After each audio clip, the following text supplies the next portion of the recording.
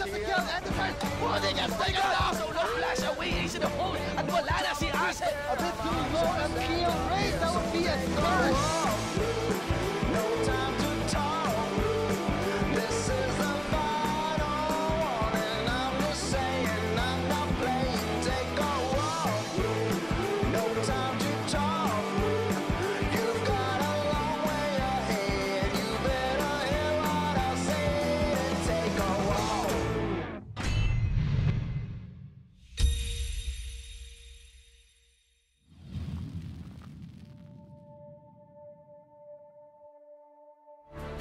Good afternoon, ladies and gentlemen, and welcome to the 2017 LOL Collegiate League Summer Term Metro West Conference Series. And of course, we'll be your shoutcasters for the very first game. I'm Atlas, haven't seen you guys in a while, and with me is Chisto. And so getting into our first game, of course, we have to look at everything else, looking at our schedule. First up, of course, we have DLSU Viridis Arcus, Latin for Green Archers, versus Adams University's Penguin Authority. Next game up is we have National University Rage Esports versus Penguin Authority once again, and then we're going to have Viridis Arcus against FEU 1990X.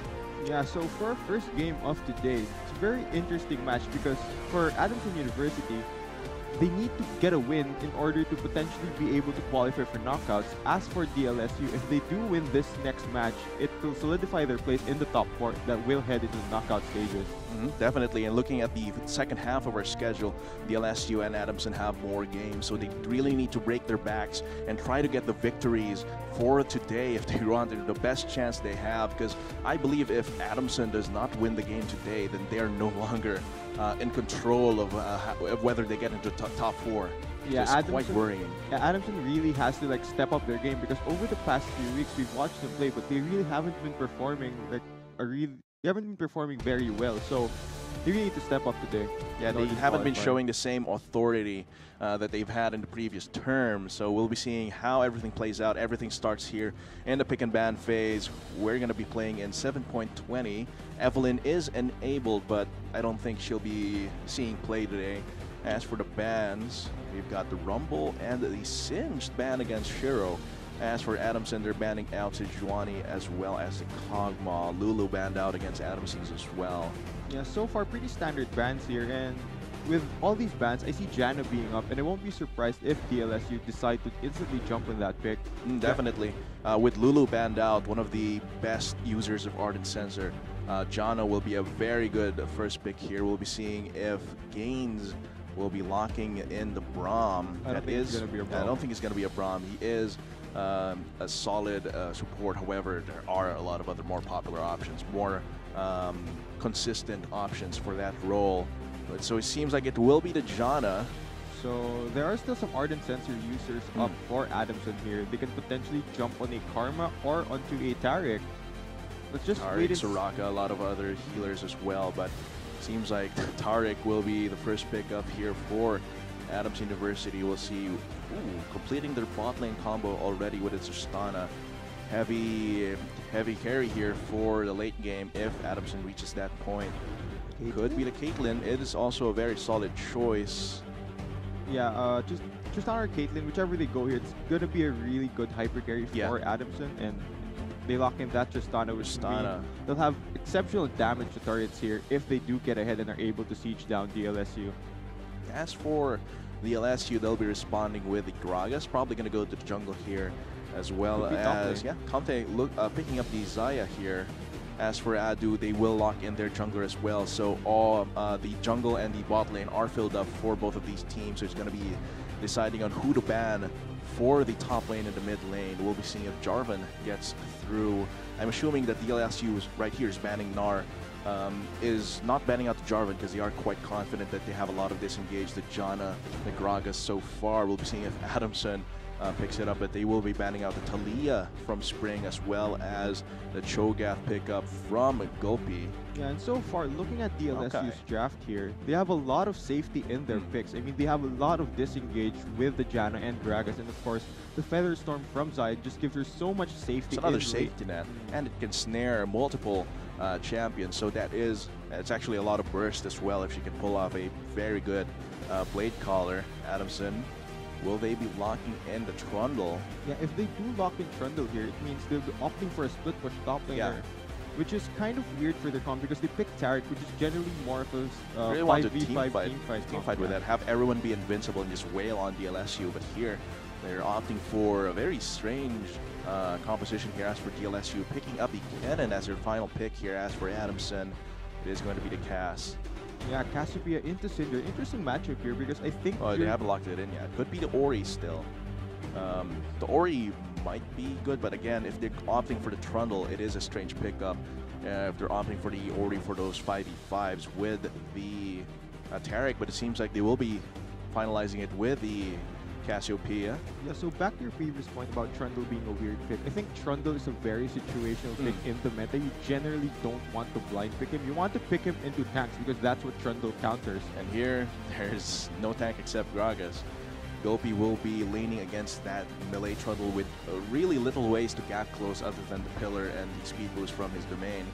But it's not really as reliable as other gap closers. It could have a difficult time in the laning phase, and once the team fights start, you won't have as much targets for the subjugate and steal those tank stats.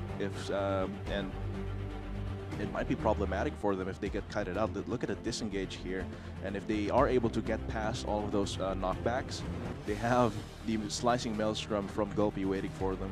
Yeah, so looking at Adamson's comp, they do want to team fight with the Tarek, but they also want to split push with Trundle, whereas what DLSU solely wants to do in this fight is kite back and use the zone control from the Kennen, from the Gragas and Janna to dictate the way these fights go for them. Yeah, well, if you control the battlefield, you essentially just dictate who wins and who loses, but it depends on their execution. But seeing the composition here from Adamson University Penguin Authority, what do you think? Are they spreading themselves thin by having the Trundle pick out, or should they have just all in on something? I think they should have opted into more engaged instead of the Trundle. I think they could have exchanged it for a Jarvan potentially to give them more engaged into a team that has a lot of disengage. But it looks like they did prioritize Trundle, so I think they should begin to play around that pick so that it does get ahead and enable the Trundle to split push during the game. Once Trundle gets ahead of the Cannon, the advantage in terms of the range is essentially just broken down, and Trundle can just charge in on him. If Gopi isn't careful with the ganks coming from Adamson's jungler, so they have to be absolutely careful if Adamson is going to be playing around that Trundle in the top lane. Yeah, definitely, because since AD Kennen got lower in popularity, I think Gopi will be building AP, so it's going to be really hard for him to duel the Trundle in the 1v1. So let's just see how it pans out and what they do decide to build.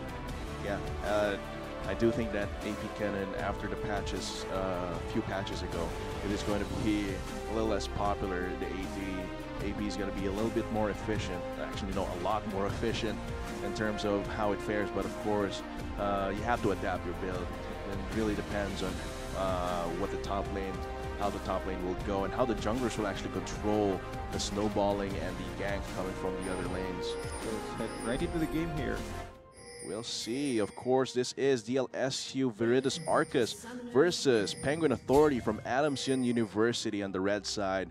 We'll be seeing how they play out their level 1s. So Relic Shield here from Comte. He wants to help Gaines earn his Ardent Sensor even faster. Very early Ardent Sensor. Very popular among teams right now. It could work out very well, but it means that they won't have as much trading power against Simone, who did opt for the Doran's Blade start. I do think that they don't want to trade too much with the Tarek right there. Link always waiting the wings for stun. A little bit of tanking as well, boosting the armor of his AD carry. We'll be seeing how everything plays out. And this one seems like they just want to guard the entrances of their jungle. Okay, so let's talk about Adu here. I think their comp will outscale DLSU's comp because they have hyper carries in Tristana and Cassiopeia, which will outscale the carries of DLSU. Definitely. But DLSU has an advantage in the early game. So if they can bring out that lead. If they can snowball a lead, it will be hard for Adamson to hit their power spikes and win these fights versus the comp of DLSU. But if DLSU isn't able to bring out that early lead, okay, so Shiro's going to be delaying that wave a little bit. If the LSU screws up, it's going to be very difficult for Spring to get any one-shot kills. Gulpy's Slicing Maelstrom might not even be relevant. Blade Caller won't be doing much. Even Featherstorm won't save Comte if the LSU is heavily behind. Yeah, so looking at the junglers pathing, they opted to start on the same side of the map, which means that they both potentially will meet around the top side of the map once they do complete their first clear.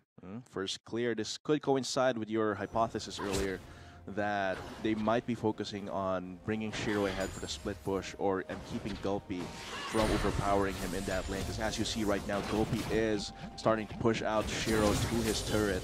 Yeah, I think that's normal for Kennen in a melee matchup. Yeah, it is normal, and it could trigger some efforts from Adamson to help with that. We see here Orf going for something, but he's just going back to his Raptors here. Spring invaded red buff and placed the ward, so they do spot out Orf, which will potentially tell DLSU what Adamson is prioritizing here. Yep. So now Gulpy should be playing a little bit more careful. Right now they don't have vision anymore of Orf, so he could be anywhere between Krugs, and he doesn't have really a convenient camp down bot lane. So seems like they will be spotting him now. Yeah, right now though, both teams could tend to just farm for the first few levels here, just trying to get more gold in their pockets. That is a valid choice for both of these teams. DLSU wants to reach at least a decent power spike first before going for anything, while Adu is okay with being chill and scaling up into the late game. So let's look at DLSU here, of course. Their comp does have an early game advantage. It's already showing. I mean, Gulpy pushing in Shiro constantly into tower. It's going to make... Here comes Orf. And it seems like Gulpy knows what's up with his ward, which was almost expired. Spotting him out. Pretty unfortunate timing for Orf there. A smart ward there, and Blazes went again. And Orf recalling his vision. Questionable choice. So he's just going to try and go for that one. However, it seems like a surprise coming from Skill there.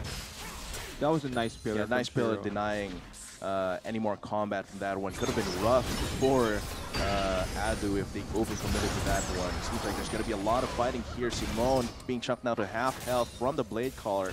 Comte has to gulp down that potion. Look at the CS difference in the junglers here. I think Orf is ahead one camp.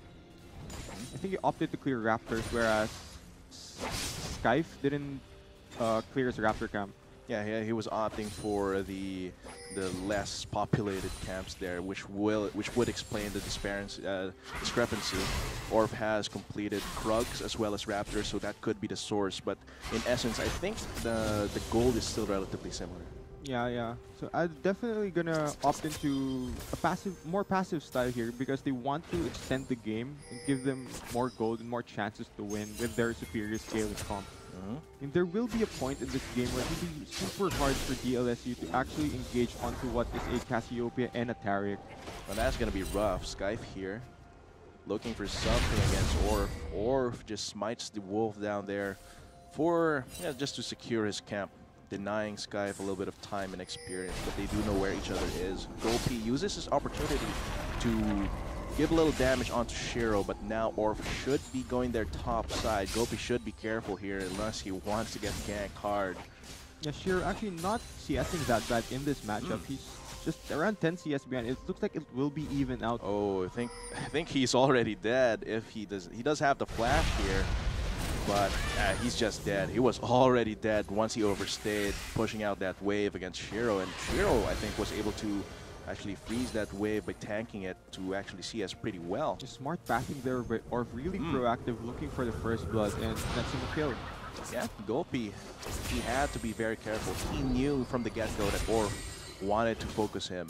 But there, a little bit of overconfidence is a slow and insidious killer when he least expects it. The Lee Sin comes in there, gives him a surprise visit. Yeah, so now that this Lee Sin is slightly ahead, he needs to give his lead to the other lanes. He needs to snowball.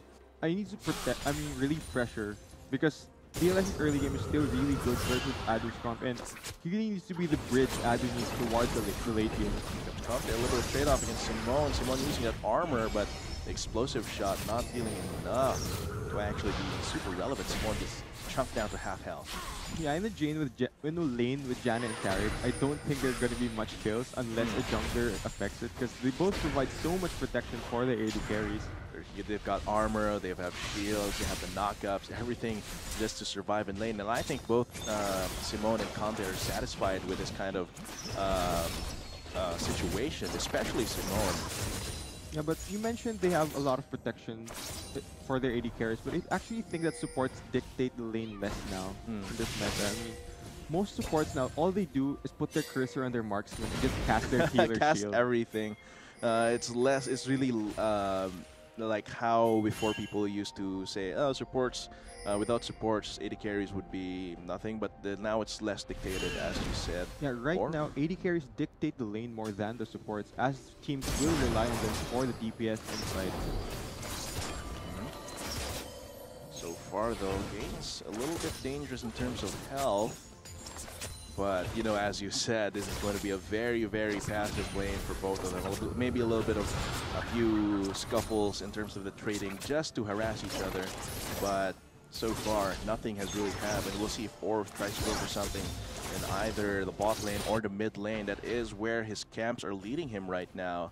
As for Sky, Orf already level 6, I won't be surprised if he goes for a gank in mid or bot lane. Look for a kick, an insect potentially onto Spring or Compton, pick up a kill, and help Adu win.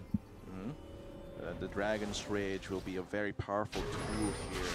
Where is Orf going to use it? Pings around the Dragon Pit here. Knowing that Gains, they saw Gains recall. It's actually pretty bad for DLSU. They might lose this if Throne Break were absolutely free. There's no way they can contest it because Sky's pathing dictates that he has to go top side unless he wants to lose jungle time. Yeah, very smart rotation, and it's very decisive from Adu to actually collapse instantly onto that Infernal Drake, which will help their team scale even better. As soon as Orf finishes his blue buff and they see Gains recall back, immediately they just go straight for it. This is going to help them out a lot in terms of the damage. The hyper carries will appreciate it the longer the game goes. That is a lot of free AD and AP for both Jissy and Simone. Yeah, so far Sky's not very proactive in this game.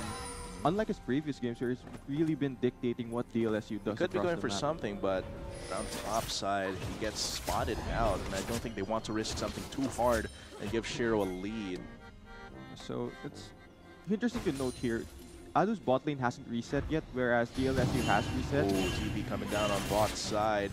Cancelled because it won't be too productive. Adamson had already pulled back, but now Orf trying to go for something. As soon as the teleport gets wasted, but the Dragon Rage not able to finish him off. But now the target is Simone, goes for something, flashes onto Gains and kills him. Orf a little bit of trouble here. The Blade Caller is not off for Comte, so it's not able to finish off either Orf or Simone. And that's still a win for Adamson as their AD carry gets a kill. Spring, will he be going for something to salvage in this bot side, but might be too late for the party. Yeah, I think DLSU overextending. They're not respecting Orf's ability to catch them and actually net them kills. A little bit sloppy there for Orf not being able to, having Simone use his flash there to finish off the kill because the Dragon's Rage couldn't finish it off, but it was still pretty decisive how they just, as soon as the teleport got cancelled, okay, there's no more threat. Shiro still has his teleport. We have the absolute advantage in this situation, and they go for it. A little bit risky, but they survive, and it pays off. And so far, this Lee Sin pick working out so far for Adamson. Really good proactiveness shown by Orf. Orf as well, more proactivity. Yeah, pressuring Spring here, but of course Sky also around the corner. He's trying to catch up in terms of the pressure he's pulling. Yeah, Sky being out jungled here in his matchup, and Adamson looks poised to win this game. Adamson, if the poison from Jissy Snake is going to be very effective, he's surviving in this lane very well against Spring, then they are poised to win this match. Yeah, but even with the 2 kills, the gold's still fairly even here. Just around, they're even. But looking at the distribution as well, it is actually very, very even. The biggest disparity coming from Orf and Skype, which is still very relevant in terms of the early game, but in terms of the snowballing, not too much. Simone, okay, does not get snared, does not get into trouble there in the bot lane. Just business as usual, CSing these minion waves. Yeah, you look at CS, this Trundle is already ahead of Gulpy. Like really showing that early gank from Orf really relieving the pressure in a losing matchup in the top lane. Even if Shiro did not get any experience or assist gold from that, it was enough for him to take control of the lane long enough to have this small, slight lead and be able to survive long enough to get the adaptive helm at this point. Yeah, adaptive, an interesting item versus a Kennen. I do think that he might be banking on using it against OP and Spring, but then again, the cooldowns aren't short enough to actually take full advantage of the passive. Yeah, I believe if you opted for Spirit Visage, it would be a really better item for Trundle because it helps with his passive as well, increases the healing. Increases the healing, has a lot more CDR, has the magic resist, has the health as well, more health.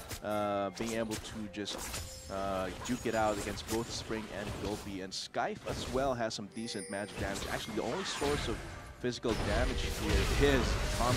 Oh, that is bad business for Spring as Jissy glares at him, turns him to stone with Orf coming for the assist. Another nice gank from Orf, just popping off the game. Simone pays the price here, actually. Link could be the next victim as well, Comte. However, unfortunately, that will not be enough. The invincibility does not go onto Link fast enough. But unfortunately for DLSU, that first kill did go to Gains instead of Comte. But still, 2 kills for this bot lane allows them to establish control over this wave for the next minute. Yeah, Simone and Link not able to use their defensive summoners in that fight, which could have potentially saved their lives with Cosmic Radiance still being available. Yeah, I'm not sure. That happened way too fast for Adamson to live, but I'm sure that they had enough reaction time for that, but I do think DLSU will be getting the first tier off the game. Such a huge price to pay for that misplay from Simone might actually just invalidate some of the leads that Orf has built up for the bot lane. Yeah, okay, so now that DLSU has begun to get a winning lane in bot, I think they need to begin to start playing around that lane and let Comte carry the game for them because he's the one that's ahead. He needs to carry. Orf takes the Rift Herald while nobody's looking. Skype catches him red-handed, but can't really do anything. Yep, just not enough. The safeguard able to pull him to safety. A casual walk away, and looks like there will be a dragon spawning in 30 seconds, and I wouldn't be surprised if Adu sets up for that in the near future. Yeah, they are starting to set it up. Simone goes for the Rift Scuttler. Link could be establishing vision as well, but it seems like Orf 15 seconds until that Mountain Drake spawns. Recalling to try and prep it. Orf will be going back to base, buying his items. Ooh. This is dangerous for Comte. Base checks the brush. Oh dear. Featherstorm gonna try and save him. That's a lot of damage coming from Simone. Here comes Jissy as well, forcing Comte to just pull back, but that is a half-chunk 80 carry.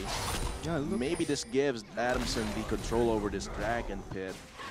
Yeah, and like I said, so much safety in the bot lane for DLSU with a Xayah and a Jan able to Featherstorm out, and even though they face check, Adu with Simone having Infinity, there's still not enough damage to actually kill him off.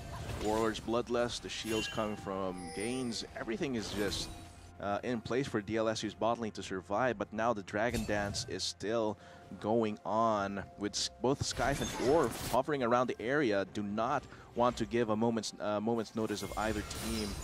Seems like Orf will be trying to go for something. Skype is right around the corner, but seems like that will not hit. That's going to be the invulnerability going down. Cosmic Radiance will it actually be relevant because Orf is taking a lot of damage. Shield goes onto him, but that leaves a 2v3 between Simone, Link, and the rest of DLSU. Here comes Jissy to try and save the day, but that's going to be a 2v4 now.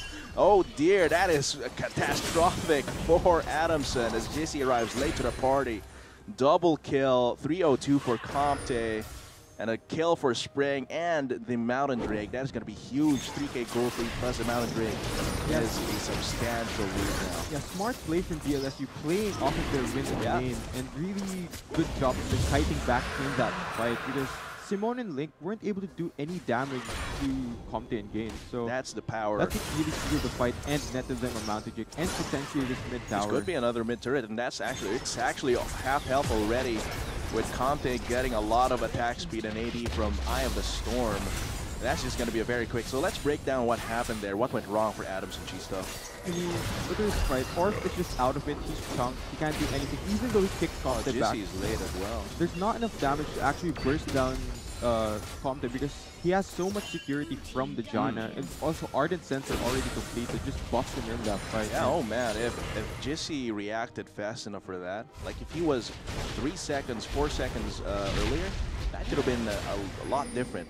Not ensuring Adamson would have won that if Jizzy was there, but they would have put on a lot more of a fight there.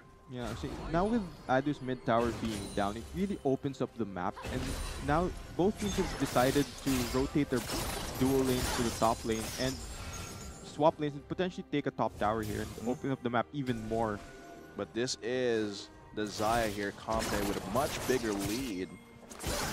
So right now, with Adu being in this situation, I think they need to turtle. They need to start to begin clearing waves and get Tristana. Here comes, I think, Link and Simon are going to be dived once again. Sky goes for it, gets Buster Shot away, but Comte and Gabe still under pursuit here. That is going to be the Blade Caller to just destroy Simon and Link.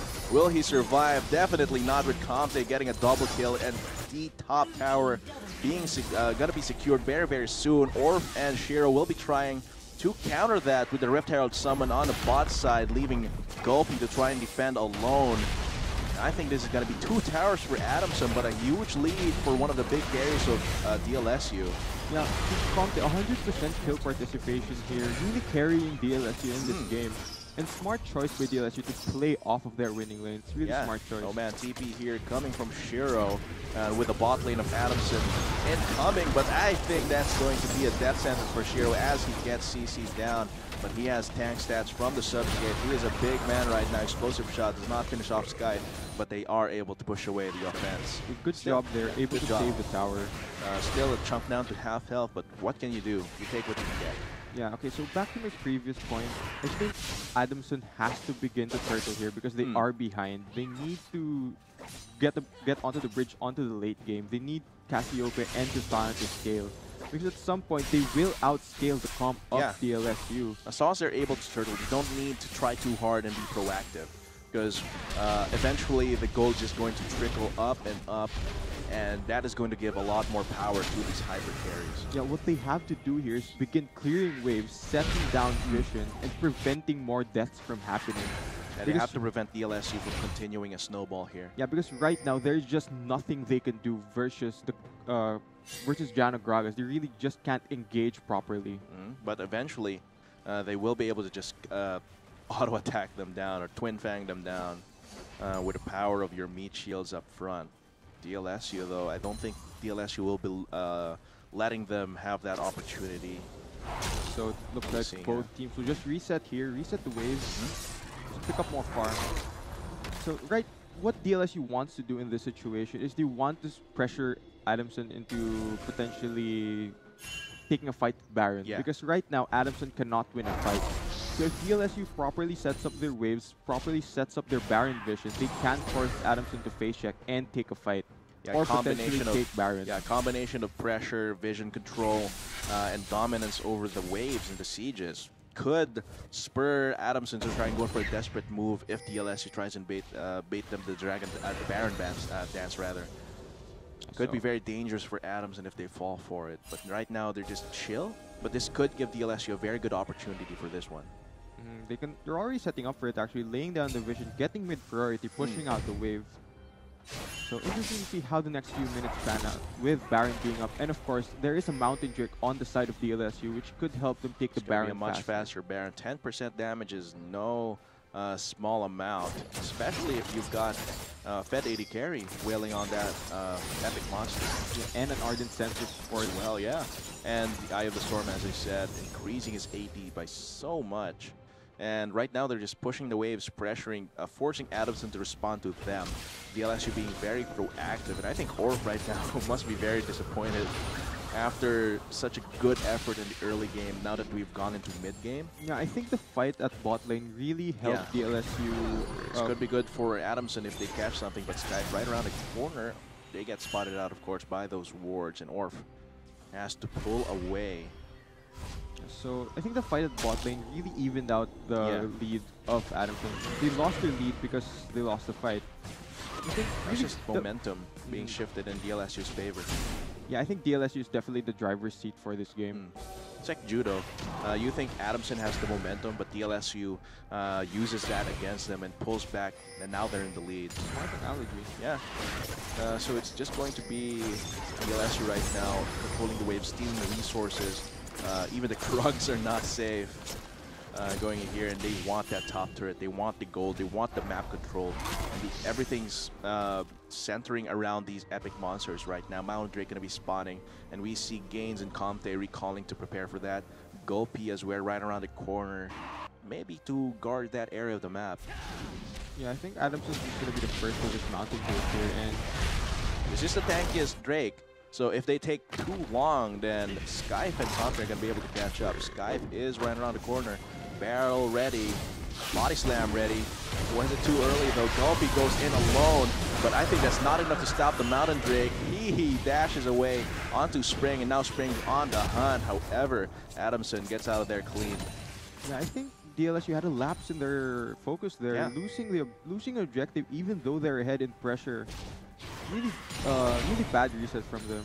Yeah, that was a missed opportunity for DLSU. If they had recalled a few seconds earlier, they would have been able to match the Dragon there. For Cosmic Radiance to provide invulnerability for Simone, not really doing much, just deterring DLSU from committing. But that is one big cooldown, and I think DLSU is going to use that opportunity to dance around the Baron pit here. Look at that majestic World's Baron we've got. So it seems like no vision here for Adamson. They cannot afford to face check this. How is DLSU going to use this pressure? There is no slicing maelstrom, so they have to be a lot more careful. No explosive cast as well. They just have to dance around until they get those cooldowns back. Okay, so far, since that small skirmish where Ado was able to disengage instantly, it's like they are going to use the cooldown to look for There's this going to be Baron. a Marseille Ward notifying Adamson that something is happening here, but look at how fast they take that, but not fast enough. They will have to run away, or there's no slicing maelstrom just yet. Yeah, So Adamson has seconds. to be extremely careful here because they can't run into the bomb. They will get destroyed. Yeah, and right now the slicing maelstrom should be off cooldown at this point. And that should be the warning sign for Adamson to get the heck out of there. Just try and control the waves. Make sure DLSU doesn't have complete control over the Baron pit. But that could cost them their lives. Petrifying Gaze is used up. Skype and Games get caught. But that's, again, a huge cooldown gone from Adamson for this fight. Cosmic Radiance is still not up. So this is going to be very dangerous for Adamson Yeah, if key they're not ultimate careful. burn from Adamson, which could potentially net DLSU a Baron. Really, They're still playing doing this fire very, here. very quickly. Will they commit? There is no fear of an AoE stun coming from Jesse. Here comes the slicing maelstrom. That's what I'm talking about. That's just going to absolutely destroy them. And the Blade Caller just demolishes, cuts them apart. And Shero can't really do anything at this point. And Orf is just left sad and alone as DLSU is going to get this Baron. Probably. They're both level 12. They're both level 12, so the smite is a 50-50. Spring gets healed up, and I think Orf is going to have to say goodbye to that chance for Baron steal unless he's really gutsy here. But he has no longer a flash. He still has Safeguard. Is going for it. Shuts down Spring, but is not able to kill. Last hit that Baron with a smite. So that's still overall a huge win for DLSU. Yeah, even with Spring dying there, this team does secure the Baron, which will help them siege more of the towers of Adamson. And like you said, Cosmic Radiance being burned, no petrifying gaze. Yeah, let's break that down. Without Cosmic Radiance, there is no security from the slicing maelstrom. And look at the stun hitting both carries of Adamson. Really well played Look at from that burst coming from both the carries of DLSU. Yeah, Adamson not having enough cooldowns to actually pick a fight, and DLSU just kind of forced their hand. I mean, if they do not engage, DLSU gets Baron, so Adamson forced to do anything, and DLSU plays it beautifully. And they get a double whammy. Yeah. So, in the end, what's interesting also there was that it was a fight from behind, and it was still a 4v5, so of course Adamson has no chance of securing that. So now, what Adamson has to do is still keep clearing waves with this Tristana. They really have to try their best to stall. Not over for them. It's not over for them. They want to make knockouts. This is a 7,000 gold lead. That is huge, but the longer the game goes, the more powerful Jizzy and Simone get. The gold multipliers for this carries are absurd. So they're going to have to just play it slow. Don't overcommit. Don't make hasty decisions like they did at that Baron pit. Yes, so far, 7-0-4 on this Xayah and 1-1-10. Man, but it's so hard to actually take down Comte. You've got Knight's Vow on Skype, you've got Ardent Sensor and Redemption. It's got to be a very hard task to take down the AD carry of DLSU. He has Featherstorm as well. So right now, Adamson just really has no choice but to turtle, hunker down near the turrets, clear those waves efficiently, and try not to catch behind in rotations. Yeah, so they're trying to set up vision here. They're trying to get back the vision they lost from losing a Baron, and DLSU just gonna dictate how you push those, because Goldie doing lots of work down there bot lane as well. Look at that. And Sky going for it. Goodbye, Jizzy. He just gets taken down. Invulnerability, however, saves him, but that is gonna be the Monsoon to try and just keep Comte out. Look at that burst damage combined from Spring and Comte, and Orb gets taken down.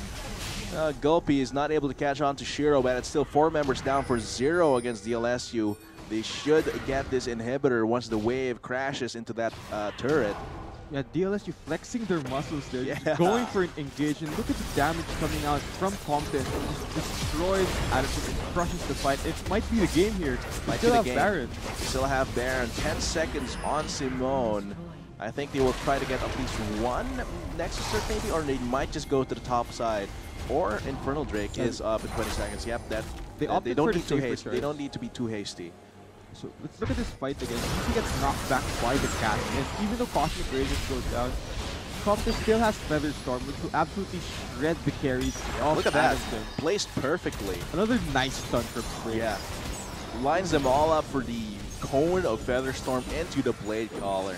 That was absolutely beautiful. Yeah, and even at that point, Spring still had Unleashed Powers. So much damage. DLSU just really showing off their lead there. Man, that was scary. And you saw how much CC Comte was under. He was under a lot of pain there. Here comes Simone. Taken down by Gulpy solo. Now it's going to be a ninja mission to try and get out of here. I think he's just gone unless Sky goes and save him. Tries to with explosive cast, but it's too late. This could still be... Yeah, they're still going to get the Infernal Drake. It's a very squishy dragon. DLSU takes it without contest. Yeah, I think with Gulpy being down, the siege will be stopped for a little bit, but once he respawns, there's just nothing Adamson can do versus DLSU with a lead this large, already around 12k gold. It's just DLSU. Like, Adamson was trying to turtle it out.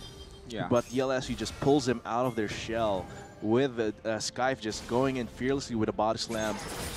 Even as earlier in that team fight with Cosmic Radiance, so much CC on Comte, but all of that healing, all of those shields coming from gains, and the Night Spell from Skype is just impossible to kill. Once the CC stops, he's still at over half health. He gets the Blade Storm. He crits someone with Warlord's Bloodlust. He goes back to full health. Adamson, despite Orc having a really great early game, I think DLSU really played well to get tempo back and really begin to control the game. And so far, they're still in control. They had much better timing for that bot lane fight there, and I think that's what dictated the rest of the game. Yeah, I think for Ado, the only fight they can win now is a fight where they catch Comte and he doesn't ult. Yeah, he's not able to ult, but that's banking on Skype and Gains. It's painful. That's counting on Gains and Skype not being there to tank a lot of damage for their AD carry. Yeah, so with Link down, there's no more Cosmic Radiance in the fight, and I think Adamson just can't do anything here. DLSU is going to take down the rest of their turrets and inhibitors and just push for the win. And this is so bad for Adamson because this means that for the rest of the day, even if they win the rest of their games, they're still not in control. This is par for the course here as another member of Adamson gets taken down. Jizzy tries to go for damage, but look at all those shields. All those shields are just absurd. And here, Featherstorm once again just crits him out of existence. Comte still very dangerous, but look at that sustain. Look at all that protection Triple kill goes to Comte, and they think this is going to be game. DLSU, Veritas Arcus, Green Archers win their first match of the day against Adamson University's Penguin Authority. No contest for this one, 22-7. So much gold. Man, they're just camping the. Oh, that would have been crazy if Gulpy lived through that fountain shot. So many well played game from DLSU. Will solidify their spot in the top 4 and really gonna affect Adams's chances of getting it into knockouts. So really good game, really good game. I loved Orf's pathing there, but unfortunately the timing for that third gank was just way too bad, and that gave DLSU all the tools that they needed to bounce back and then take control. Yeah, Comte and Gaines really playing well for DLSU, being the main carries and Jana carrying the game here. So interesting, right? Look at that. Locket of the Iron Solari, Redemption, Ardent Sensor, you've got Knight's Vow, and another Locket of the Iron Solari on Skype.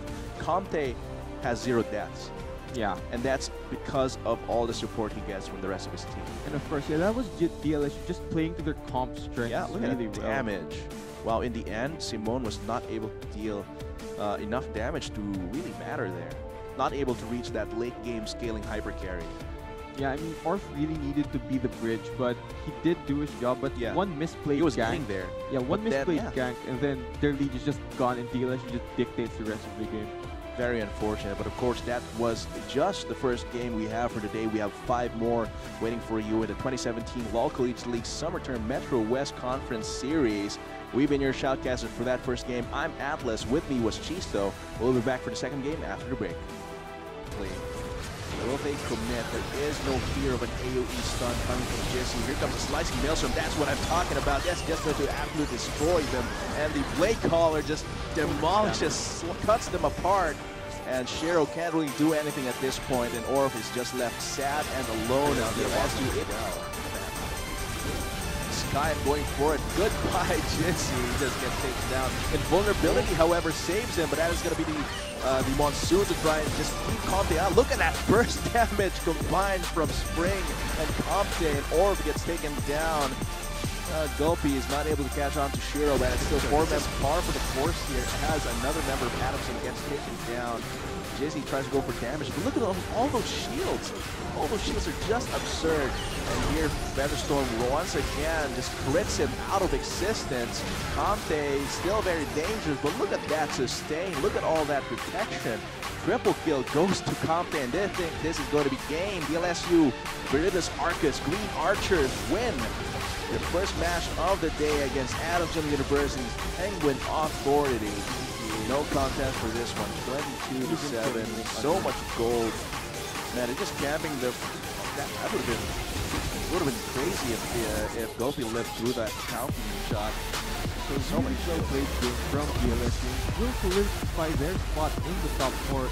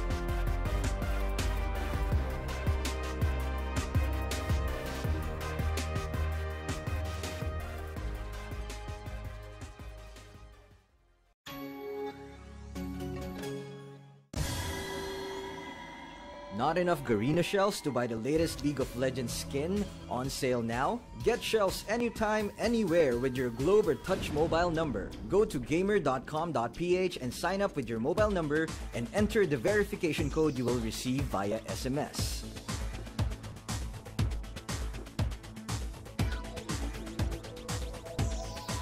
Log in and choose the game and pin you want. Check out to purchase the pin with your load or through your postpaid account and receive the pin on your phone instantly. Never miss a sale on your favorite League of Legends skins and champions with Gamer.